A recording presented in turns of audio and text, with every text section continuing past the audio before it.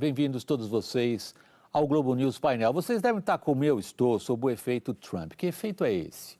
Muita gente, depois das primeiras atitudes, palavras, decisões tomadas pelo novo presidente dos Estados Unidos, criticou, dizendo que em pouco tempo ele conseguiu destruir uma imagem de décadas de um país aberto e acolhedor. Será que é assim?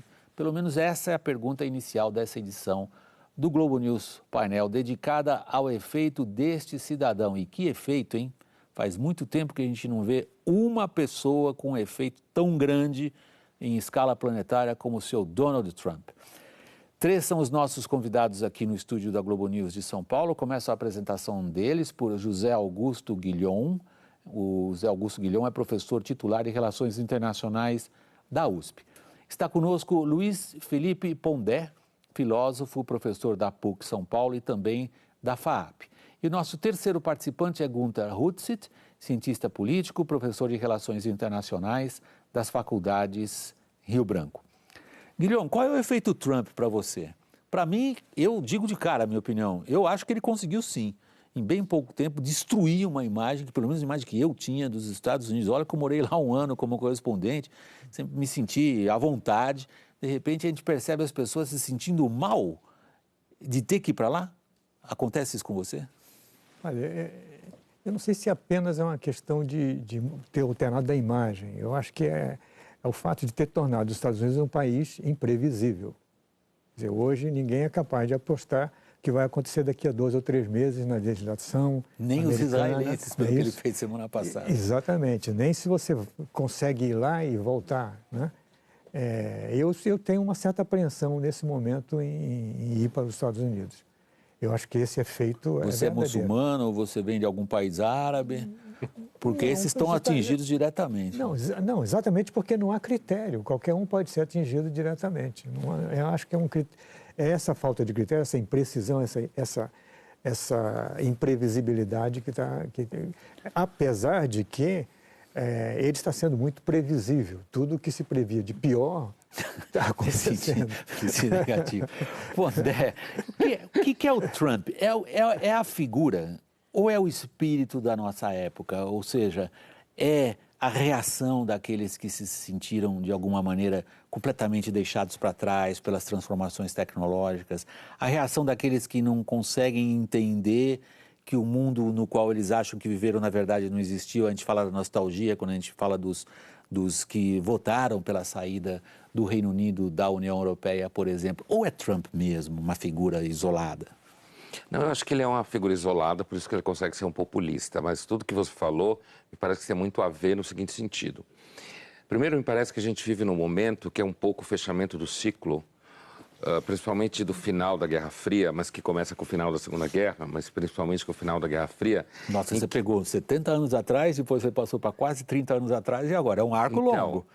Mas a minha impressão é que o Trump representa muito também um pouco a saída, essa discussão sobre a comunidade europeia, representa, antes de tudo, uma certa insegurança com relação ao modelo de mundo que a gente achou que ia existir para sempre, que é um modelo seguro, tolerante, aberto o tempo inteiro, sem nenhuma instabilidade, no sentido assim de que, não, os Estados Unidos é um país rico, tranquilo e aberto, nunca vai acontecer nada de estranho lá. Então, eu acho que o Trump representa justamente isso, né?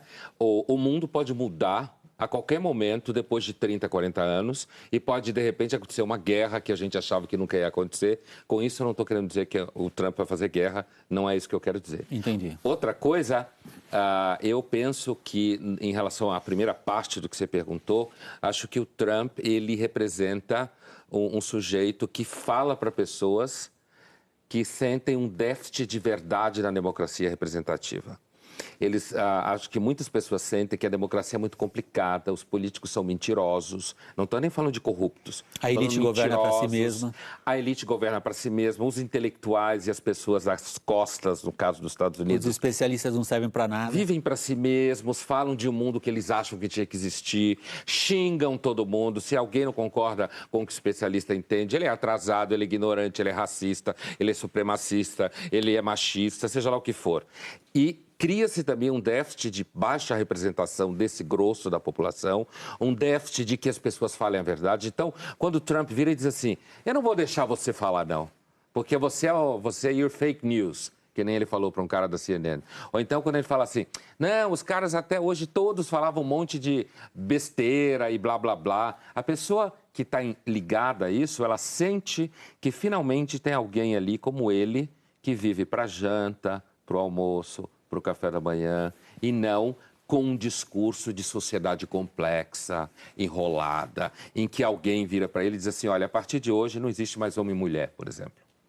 É tudo uma invenção social. É tudo uma invenção social. Você está falando do grupo das afirmações das minorias. Dessas discussões. Exato. Que vai ao coração do debate do Trump também. É o espírito de uma época, então, essa que o Pondé definiu, ou você ainda vê Trump como um ponto fora da curva? Não, acho que todos os adjetivos que o Pondé colocou em relação ao Trump são adjetivos aplicáveis a boa parte da população americana, que votou nele e que se revoltou contra como ele disse no discurso, o povo no poder? Uma parte da população no poder. Não é que seja a maioria nos Estados Unidos. Não é. Não Até é. no voto popular está Não é. claro que não. Não é. O voto popular mostrou isso. E olha que muita gente deixou de votar na Hillary Clinton, por ela ser Hillary Clinton. Ele ganhou por isso. Mas ele representa uma parte dessa população e que não é só nos Estados Unidos.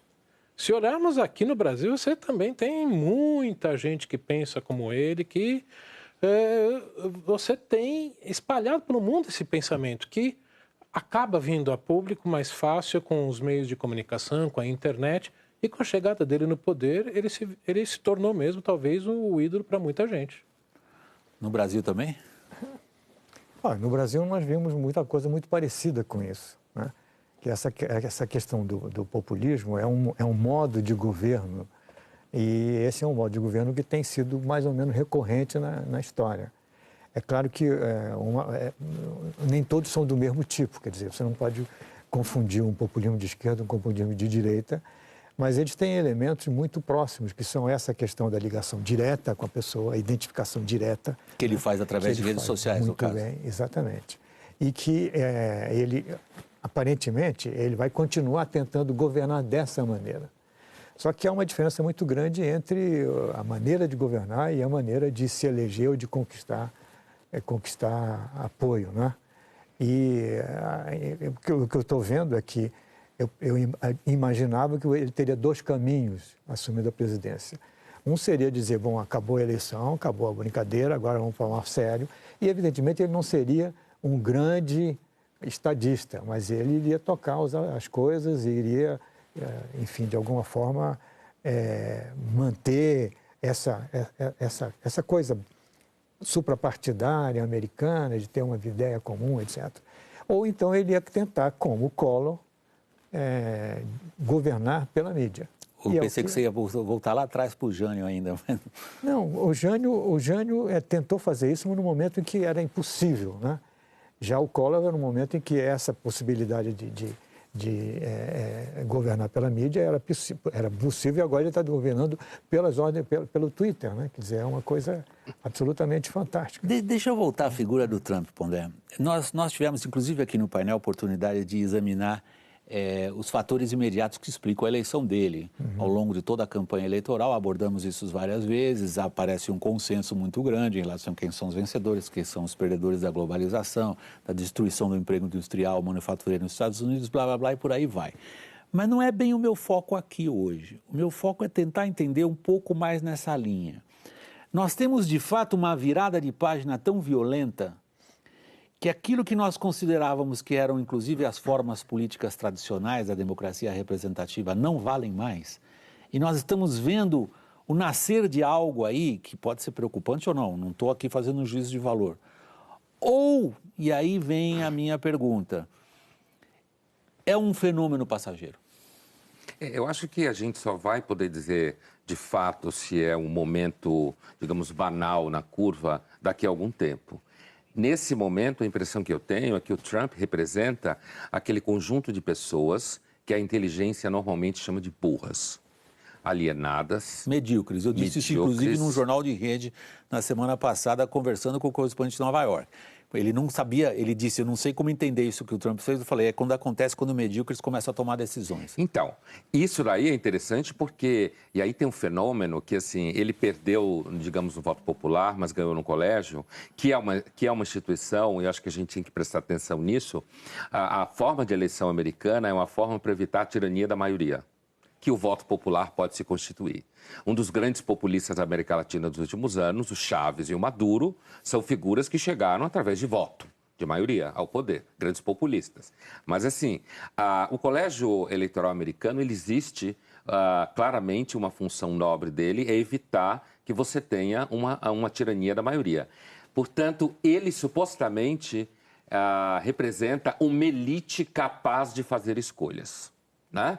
E retira, portanto, aquilo que seria a maioria que vai e faz bobagem.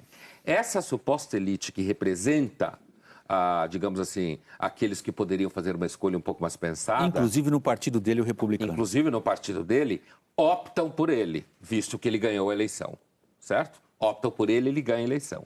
Nesse sentido, é como se essa inteligência, entre aspas, que o elegeu no colégio eleitoral, tivesse pressentindo, de alguma forma, que seria importante dar voz a essas pessoas agora, porque a gente veio de um período Obama que esticou a corda um pouco para o outro lado, porque eu acho que uma das razões do Trump existir é o Obama, certo? Parece que ele é uma figura no outro ponto da curva. Então, decidem dar voz para grande parte da população americana que se sentia mal representada, que tem a impressão que são abandonados. Você está supondo ainda no seu raciocínio político uma elite capaz de articular esse tipo de estratégia e não simplesmente ser surpreendida por ela? Eu acho que ainda é possível imaginar que a eleição do Trump, de alguma forma, está dentro de uma certa normalidade americana do colégio eleitoral de escolher um candidato que, sim, representa uma parte da população que se sentia abandonada e que tem um clamor nesse sentido. No sentido de que, dando voz aos trumpistas, você destampa um pouco a pressão, você deixa esse barulho vir à tona, porque, inclusive, pode ser uma das formas de resolver o que o Trump representa, deixar ele ficar no poder 4 anos. Eu não sou muito alarmista, não acho que ele vai destruir o mundo, não. Ele causou já danos concretos, se a gente considerar a relação dele, em parte com os seus aliados tradicionais, ou com aqueles inimigos ou percebidos como inimigos, ou por enquanto estamos só no plano do blá-blá inconsequente, Gunther? Eu acho que danos ainda não, mas que já causou algumas fissuras, já. Porque como ninguém sabe quanto tempo ele vai ficar na presidência, se 1 ano, 2, 4 ou 8, ele já prometeu naquele discurso que que você comentou, que ele fez o discurso... Foi o discurso no qual ele assumiu a Casa Branca. Sim, ele claramente fala que em todos os discursos ele fala: esse é meu primeiro, espero estar nos próximos 7 anos aqui. Uhum. Se ele ficar todo esse tempo no poder com atitudes como essa, sim, eu acho que ele pode colocar a credibilidade da presidência dos Estados Unidos em jogo. Porque ele fala e aí ou ele tem que se desdizer ou vem a estrutura de Estado norte-americana ter que consertar algumas falas dele, como foi o caso em relação às colônias de Israel, na Cisjordânia, ou já com o primeiro-ministro da Austrália, um aliado estratégico de longa data dos Estados Unidos. Não vamos nem falar... pelo menos o que já vazou da conversa que ele teve com o presidente mexicano, ameaçando mandar soldados... Tratar dos bad hombres. Dos bad hombres para a fronteira. Ou seja, ele está arranhando, já colocando um grande ponto, né, de interrogação em vários governos. Como lidar com ele, no mínimo, ou até onde a gente pode contar com ele. Por isso... dependendo de quanto tempo ele ficar na presidência e se ele continuar nesse ritmo, pode sim colocar a credibilidade que sempre foi, que já veio um pouco arranhada do Obama, né? Principalmente no caso da Síria, as famosas linhas vermelhas que passaram 2 vezes no pé dele. Que é a pior coisa que um presidente americano poderia ter feito. Se você fizer isso, eu reajo. Ele não reagiu. E não reagiu. Eu fico, por exemplo, imaginando como seria, né, o líder, o ditador da Coreia do Sul, o Quinzinho, como eu brinco com os alunos, falando alguma coisa em relação à masculinidade do Trump, ou lembrando alguma coisa da mãe do Trump, como é que seria a reação dele, intempestivo como ele é? Então, é nessas situações que eu tenho receio. Guilherme, uma das manchetes do New York Times na semana que passou era: os europeus perceberam hoje qual é o seu principal problema, Trump. É um exagero do New York Times, que é notoriamente uma publicação crítica ao Trump? Olha, eu acho que é muito cedo ainda. Eu queria entrar um pouco na sequência, para responder na sequência do que falou o Gunther. Porque, como eu disse, é impossível você prever se vai ficar 1 ano, 6 meses ou 8 anos. E por que é impossível, é difícil a gente prever? Porque ainda nós não estamos conseguindo entender o que está se passando, tanto do ponto de vista da sociedade americana, quanto do ponto de vista dos partidos e do próprio Trump, como ele chegou lá. Não estamos conseguindo entender. Não estamos conseguindo entender. Existem duas correntes entre os cientistas políticos americanos e a mesma mídia. Um é dizendo, olha, nós temos instituições sólidas, temos aqui os tais checks and balances, quer dizer, a equilíbrio entre poderes, etc. E as organizações, as agências são muito fortes, muito burocratizadas, e elas vão continuar seguindo o protocolo. Mas assim isso se dizia também da escolha de candidatos. Exatamente, também se dizia isso. E outros que dizem, e há um que eu recomendaria, chama-se Acemoglu, um cientista político. É um nome difícil, mas se você colocar no Google Acemoglu, você vai descobrir. Ele diz, olha, na verdade, existe muito mais fragilidade no sistema político americano do que parece. Porque, finalmente... E o Trump seria a expressão dessa fragilidade. Dessa fragilidade, que permite muitas brechas para um presidente agir e que, por outro lado, consegue, com o apoio maciço que ele tem no Congresso, praticamente alterar coisas sem que haja uma certa reação. E a reação dele é dizer, a única defesa contra o Trump é a sociedade civil, que há muito tempo, desde Tocqueville, um grande cientista político... Do século XIX, que escreveu francês, A Democracia na América em 1830, se não me engano. E que atribuía a democracia na América à sociedade civil, a capacidade da sociedade civil que tinha de se organizar fora do Estado. Ora, o que diz o Acemoglu, que, na verdade, isso não existe mais, porque a sociedade civil está toda partida. Não é isso? Não existe mais aquela ideia do americano. Né? Você tem uma sociedade que se identifica mais com identidades locais, étnicas, etc, etc. O outro problema é que a questão do que você colocou, né? do colégio eleitoral, o colégio eleitoral, além dele evitar, digamos, que você tem uma massa e que exerce a tirania a partir da maioria, é também uma maneira de você colocar o governo no centro. Né? E, nesse momento, isso não aconteceu, porque você teve uma eleição em que as posições radicais praticamente aliás, prevaleceram. Dos dois lados. E acho que um dos principais elementos que levou à eleição do Trump não foi tanto o apoio que ele teve numa parte da sociedade, mas sim o apoio que foi roubado da outra parte da sociedade. Oba, estamos numa parte do painel que a gente sempre adora aqui, que é discutir ideias que ajudam ou não a gente entender o que está acontecendo. Você faz uma descrição das ideias em curso entre os especialistas e os analistas, Guilherme, para suportar a sua afirmação ali atrás, que eu parei e até falei, você disse, não estamos entendendo o que está acontecendo. E você fez uma exposição de duas ideias. Uhum. Uma afirma o que é clássica, convencional, o sistema é capaz de reagir, as instituições funcionam, é um país com articulações que não permitem que a coisa escape do trilho. É o que nós todos acreditamos. A outra é muito preocupante, é a ideia... Não, o espírito de comunidade não existe mais, o que pode ser traduzido como sociedade civil. Uhum. A força dos grupos nas extremidades rompeu esse tipo de equilíbrio político. a repulsa do americano normal às elites, entendidas não só como as elites políticas, mas entendidas como as elites empresariais, entendidas também como as elites acadêmicas, entendidas como as pessoas para as quais a gente sempre olhou para os Estados Unidos e disse: eles são grandes produtores de conhecimento, eles inventaram a Apple, eles inventaram a Microsoft, isso aí não pode dar errado. E de repente a gente olha e começa a achar que está dando errado. Ou, de novo, a nossa maneira de perceber a realidade está completamente, não estamos entendendo nada. Então, eu acho que primeiro, talvez, se a gente entrevistasse pessoas no final, na virada do 19 para o 20, nem todo mundo achasse que a Europa ia mergulhar no que mergulhou em 14, a população em geral. Eu tenho a impressão, voltando a uma fala tua, quando você falou, se referiu à questão da linha vermelha do Obama, e uma coisa que eu disse, eu continuo achando que uma das razões do Trump é o Obama, porque o Obama governou sim para a mídia. Ele governou para a mídia o tempo inteiro, saiu de cena falando com a mídia. A mídia clássica, digamos, profissional, institucional, sempre foi para Obama, sempre bateu palma para tudo que o Obama falava.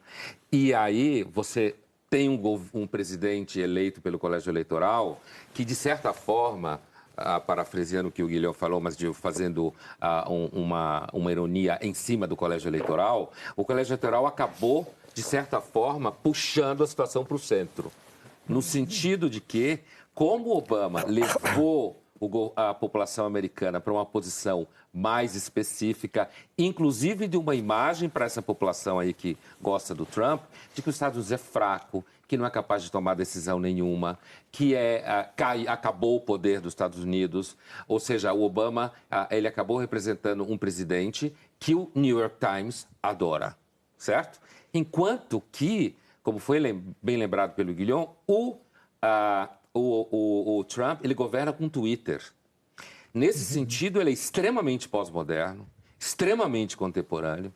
Ele usa uma ferramenta para falar diretamente com as pessoas. E o que eu acho que é uma característica importante do fenômeno Trump é que ele e a mídia e o establishment intelectual, que de fato, na sua praticamente totalidade, fechou com Obama e fica em pânico com o Trump ele está fazendo uma queda de braço de narrativa junto às pessoas. No mundo como a gente vive pós-moderno, que quase tudo é narrativa, no momento que ele tem milhões de seguidores no Twitter, no momento que ele fala diretamente com o povo pelas mídias sociais, não era isso que se imaginava, que as mídias sociais iriam criar mecanismos em que as pessoas se comunicassem fora da mídia profissional. Então, essas pessoas que olham para os acadêmicos, como se descreveu, com desconfiança, elas percebem o quê? Quanto mais a mídia pira, mais eles riem. Quanto mais os intelectuais ficam, oh meu Deus, o que vai acontecer com o mundo por causa do Trump, mais eles se sentem representados pelo Trump. Quanto mais todos nós olhamos para isso tudo e digamos, é um horror, o Trump é o fim da história, mais eles se sentem representados no voto. Eu vou voltar a isso, vou submeter logo que a gente voltar, que eu estou terminando o primeiro segmento do programa, a gente volta rapidinho depois do intervalo, e eu queria colocar essas suas ideias em relação ao mundo lá fora dos Estados Unidos. Não tem nenhum bobo lá, vendo o que está acontecendo nos Estados Unidos. Que consequências tudo isso que você descreveu tem realmente para a relação entre os cachorros grandes aí fora, China, Rússia e Estados Unidos. A gente volta daqui um instantinho, até já. Bem-vindos de volta ao Globo News Painel, examinando hoje o efeito Trump. Afinal de contas, o que já está acontecendo, que é preocupante ou não? Ficou uma questão ao final do primeiro bloco, Gunther Hudsitz, que tem a ver... Se a gente encara os Estados Unidos do ponto de vista como o Pondé descrevia na última intervenção dele ali no primeiro segmento, no qual há uma reação à percepção de que um presidente extraordinariamente popular com a mídia nunca foi tão popular em relação ao, digamos, ao homem comum, e isto significa que Trump tem uma linguagem, uma maneira de abordar a realidade que não é a linguagem da mídia estabelecida ou do mundo acadêmico. Porém, temos lá fora uma realidade clássica geopolítica, de poder entre as nações, de relacionamento entre estados fortes, nos quais ninguém é bobo. China e Rússia olham para os Estados Unidos hoje e pensam o quê? Bom, primeiro, no meu entender, Trump não pegou o México como primeiro alvo à toa, para testar a reação, testar como os outros governos reagem às ações dele. Ainda mais o México mais fraco, numa relação de uma dependência muito maior. E com certeza, principalmente o governo chinês está acompanhando, vem de perto, mas enxerga como uma fraqueza até não ter esse apoio completo interno, por mais que fosse uma sociedade dividida antes, em que o Obama não tivesse o apoio dessa parte mais conservadora da sociedade, mas a grande mídia mostrava todo realmente um país unido. Que era falso. Pode até ter sido falso ou não, eu não tenho, pelo menos não consigo dizer agora se era ou não, mas pode ser.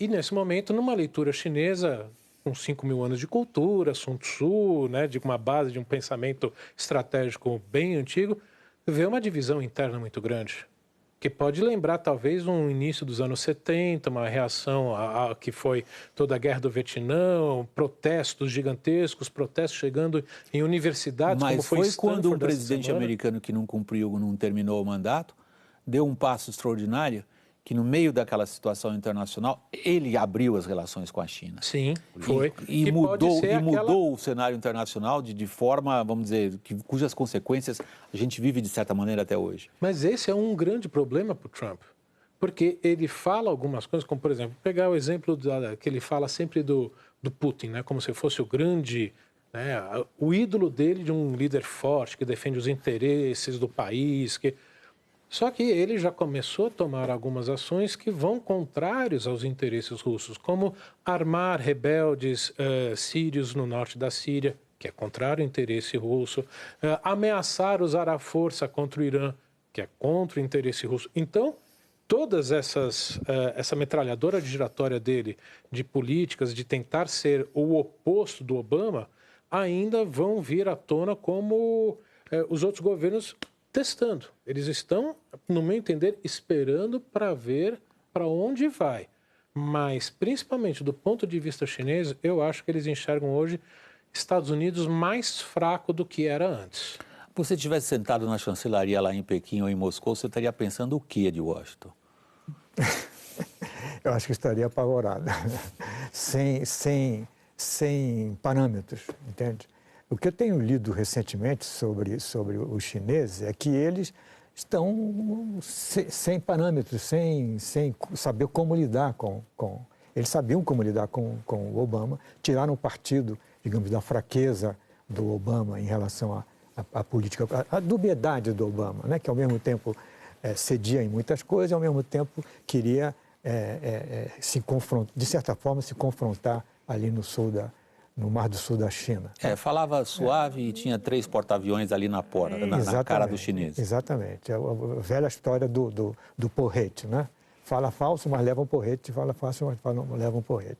Eu ficaria, porque eu acho que nós ainda não aprendemos, e eu acho que ainda tem muita gente que vê também esse homem forte como um padrão. Recentemente eu vi um artigo publicado, acho que no Estadão, de um jornalista carioca, dizendo que nós temos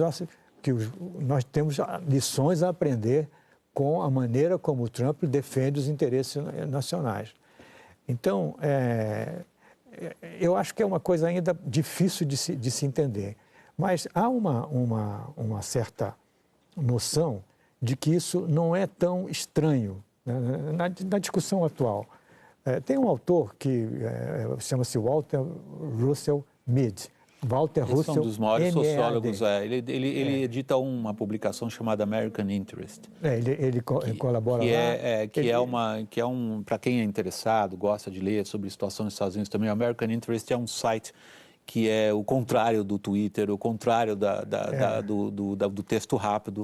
Ali é focado em conteúdo abrangente e ele é o editor dessa publicação. Ele é um grande acadêmico que eu considero uma das pessoas que conhece melhor a história política e a história internacional dos Estados Unidos. E ele recentemente escreveu um artigo pequeno, né? Só para complementar, o board dessa American Interest é extraordinário, né? Vai do Fukuyama ao Vargas Llosa. Então. Passa do Brzezinski, assim, tem um espectro pela comunidade acadêmica americana, assim, um pedigree fantástico. Ele não é nem conservador, nem liberal, é bem aberto. É realmente, recomendando ao público, é uma das coisas mais interessantes para se, através dele, acompanhar a discussão de ideias sobre os Estados Unidos. Exatamente. Então, o que ele diz é que, na verdade, você está entre aí duas grandes tendências da política americana, dos partidos americanos, que são os jacksonianos, que é o Andrew Jackson, um dos pais fundadores, e que foi o primeiro populista nos Estados Unidos, e que representava essa ideia da ligação direta, né? Ele representava uma parte da sociedade americana que considerava que o governo americano era apenas uma expressão do indivíduo americano, do seu direito de possuir armas em casa, do seu direito de se Ou opor essa ao ênfase governo, semana etc. passada na liberdade religiosa, que as pessoas entenderam, eu acho, de maneira equivocada. Sim. Quando o novo nomeado para a Suprema Corte diz que ele defende a liberdade religiosa, no fundo ele está dizendo o seguinte: se eu acredito em alguma coisa, isto vale mais do que alguns textos legais. Exatamente, acima da lei. Mas veja, esse é um pensamento que está muito difundido. Inclusive, hoje no Brasil, a ideia que predomina é de que a justiça está acima da lei. A lei não tem a menor importância, a justiça se faz de acordo com, inclusive, com conveniências, e isso é aplaudido e tornado mais ou menos heróico. Então, é uma ideia bastante difundida. Enquanto que você tem a tradição, que depois se tornou a tradição wilsoniana, do presidente Wilson, que foi um grande presidente, cientista político, e que traçou, digamos, essa linha do começo do século XX. Que foi na guerra de... Que é obrigado a entrar na Primeira Guerra Mundial e depois abandona as negociações para a formação da Comunidade das Nações, da qual ele acreditava que saísse uma governança global, que até hoje ninguém tem. Exatamente. Ele formulou essa ideia, mas ele foi rechaçado pelo parlamento americano e foram obrigados a sair na Liga das Nações, né, mas, enfim, essa dos wilsonianos era de que a grandeza dos Estados Unidos está em ter certas ideias de liberdade e que eles têm um papel a representar no mundo e que um pouco explica também essa coisa isolacionista e tal. Então, para ele, existem raízes muito fortes que, digamos, a democracia americana não está sendo capaz de tratar. Então, mas aí a gente ingressa num campo clássico também, Guilhom, e que é o seguinte, na minha maneira de perceber.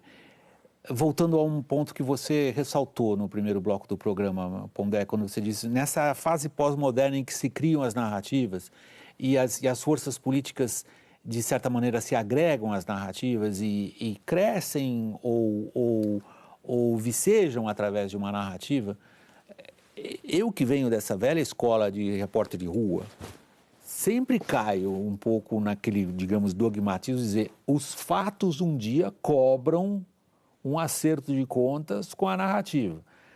Eu vi a derrocada do Império Soviético como correspondente na Europa.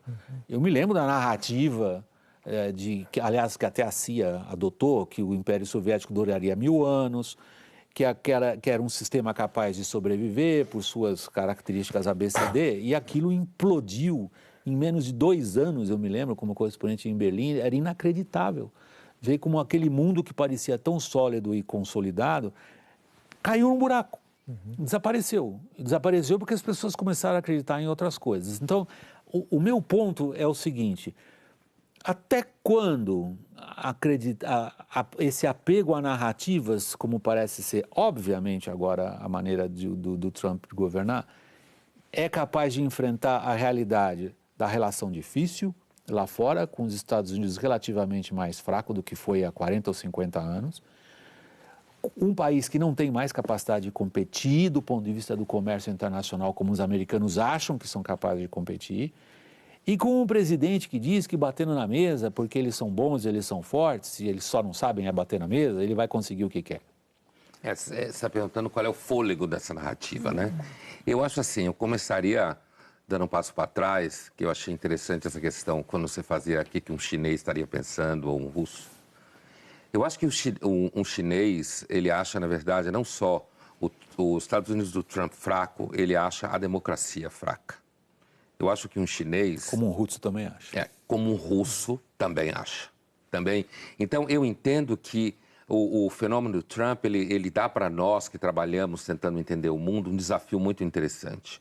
E que a gente estava um pouco acostumado com o mundo do jeito que estava. Mesmo com o Bush e aquela palhaçada no Iraque, da guerra do Iraque e tal, principalmente a Segunda Guerra do Iraque, que causou essa história. Você está falando da invasão de 2003. Sim, do Bush filho, né? Então, assim, mesmo ali, eu não acho que a inteligência, em geral, foi desafiada a tal ponto. Porque todo mundo fechou a opinião de que o Bush filho era uma besta, de que ele estava fazendo uma bobagem e, de fato, deu no que deu. Então, acabou se comprovando. Então, acho que, fechando com o período do Obama, o entendimento do mundo, eu volto ao que eu dizia no começo, o entendimento do mundo, inclusive aqueles que trabalham entendendo o mundo, acabaram achando que, com a queda do Império Soviético, a gente entrava num período, é quase como se todo mundo fosse seguidor do Fukuyama e não soubesse, né? Quase como se todo mundo... Você está se referindo ao autor de um livro que ficou um clássico, O Fim da História. Exatamente isso. Pela expressão pela qual ele queria dizer, olha, os confrontos acabaram. Há um sistema que se mostrou superior e esse sistema é o sistema que irá por isso o fim da história. Acabou a história. Então, eu acho que nós somos todos seguidores do Fukuyama e não sabemos. E aí, quando aparece uma figura como o Trump, a gente fica um pouco desorientado sem saber para onde ele vai. Mesmo quando você fala do final do Império Soviético e daquilo que ele representou, se você pensar em termos de narrativa, a narrativa que levou à Revolução Russa continua ativa. A compreensão de mundo marxista na historiografia, a visão de mundo no mundo intelectual, filosófico, muito das ciências sociais, muito do que é formado nas escolas das crianças, continua como se o Império Soviético não tivesse se transformado no que se transformou. Bom, mas isso é uma característica nossa, né? Bem periférica. A discussão de ideias no mundo, digamos, no hemisfério norte, esse submarxismo que nós adotamos em boa parte nas escolas aqui não existe. Então, o submarxismo pode não existir, mas as universidades americanas, elas podem não ser submarxistas, mas elas são derridadianas, Foucaultianas, e todo esse universo é o universo que eu continuo achando que vai na direção do Fukuyama. Acabaram os grandes conflitos, o capitalismo vai se tornar hegemônico, ele vai produzir conforto, ele vai produzir direitos, ele vai produzir paz, ele vai produzir liberdade. Supõe um consenso sobre ideias que o Trump destruiu. Então, supõe que, por isso que eu falo que segue o Fukuyama, de forma inconsciente, de certa forma. Supõe um consenso que, na verdade, tudo que a gente vai fazer agora é apertar um parafuso aqui, um parafuso ali, e nesse sentido... A impressão que eu tenho é que chineses e russos olham para os Estados Unidos, a China do alto dos seus 5.000 anos, que o Gunther falava, e os russos do alto da sua compreensão de mundo, que é a Rússia tem uma missão no mundo. Eu acho que eles olham para o Trump e para a democracia americana e europeia, dizendo, uma hora isso vai acabar.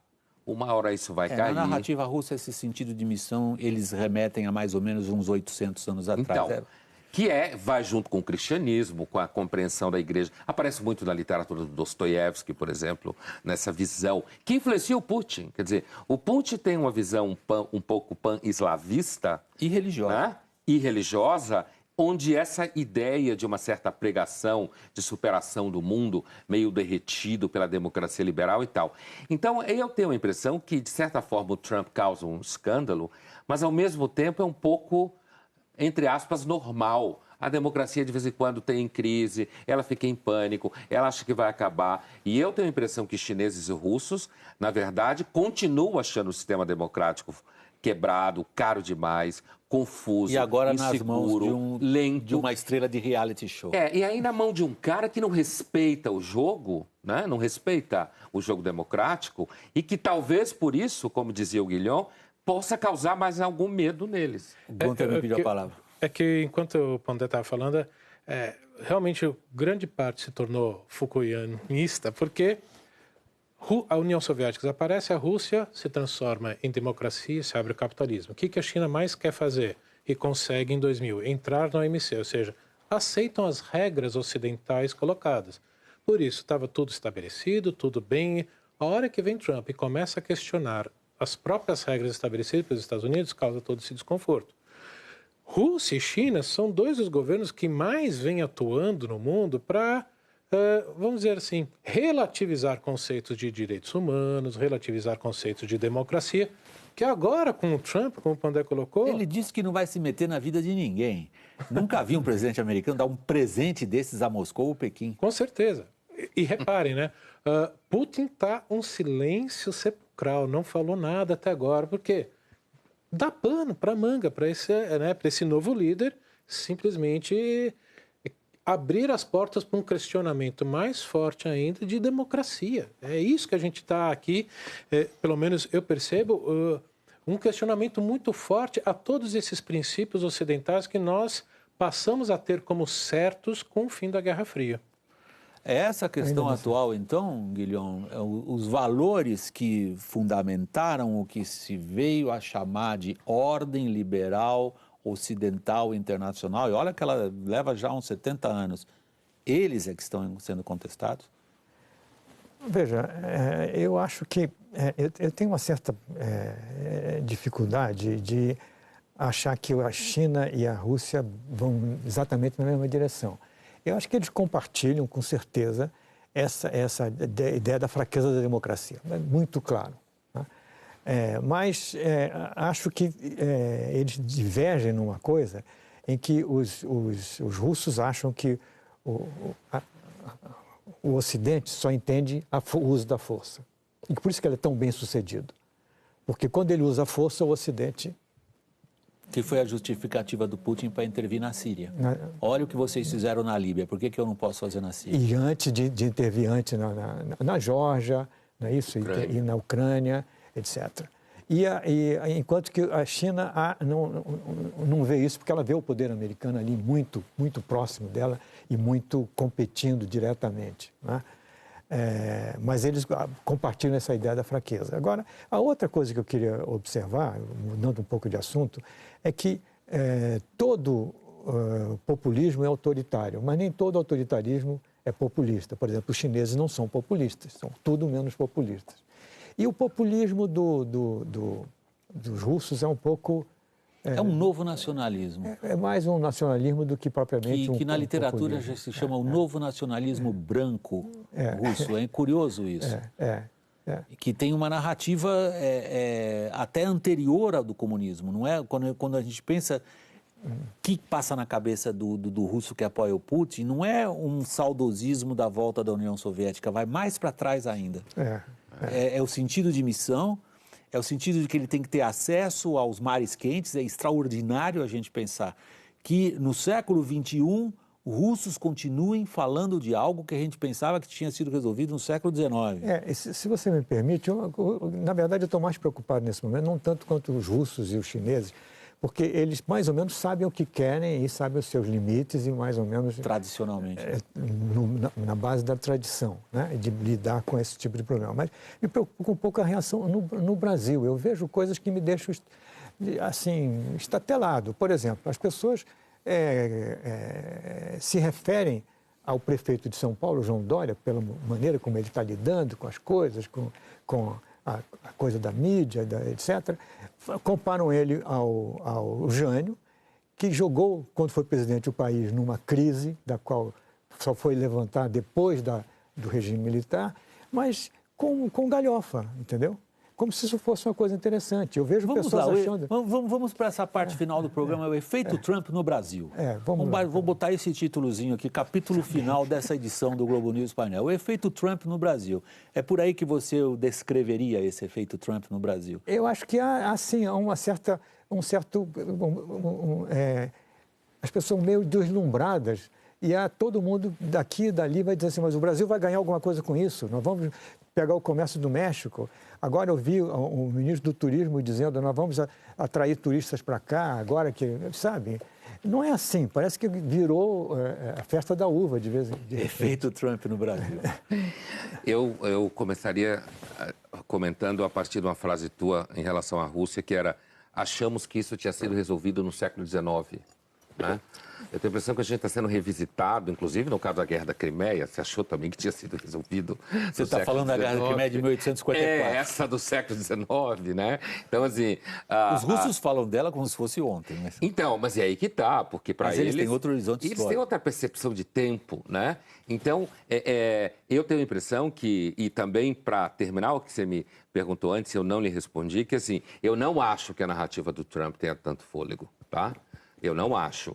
Eu acho que o fôlego que ela tem, diferente do Império Soviético, é porque é uma narrativa que está colada em pessoas, digamos, reais. Pessoas que têm um celular na mão, seguem ele e falam. Então é um pouco diferente da narrativa falsa soviética. Mas não acho que tenha, pelo motivo que você disse. Os Estados Unidos não é mais o que era. Né? Agora, aqui no Brasil, não é economicamente, nem tem esse poder militar todo. Assim, agora aqui no Brasil, eu acho que o efeito Trump, o principal efeito dele é poder catapultar figuras, talvez, como o Bolsonaro, por exemplo. Né? Teve 4 votos para a eleição do presidente da Câmara. Então, catapultar no sentido de um discurso populista. Eu entendo populismo da seguinte forma: soluções simples para problemas complexos. Erradas, em princípio. Né?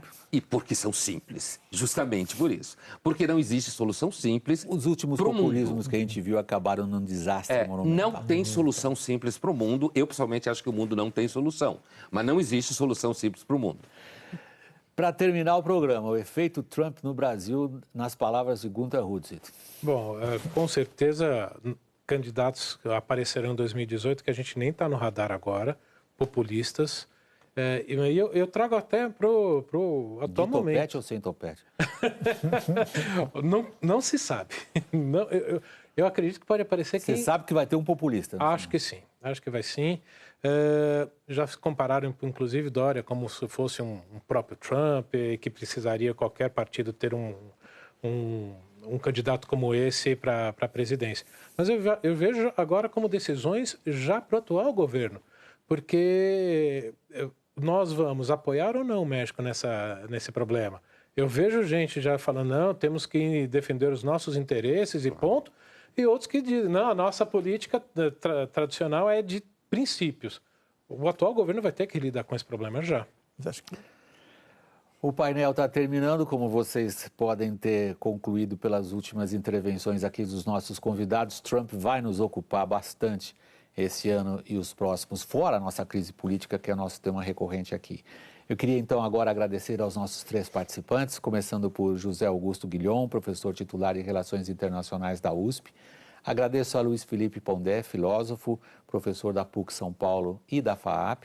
E agradeço a Gunter Hudzit, cientista político e professor de Relações Internacionais das Faculdades Rio Branco. Meu agradecimento especial a você que acompanhou o programa. Vamos agora aos outros fatos e imagens que marcaram a semana. Até logo.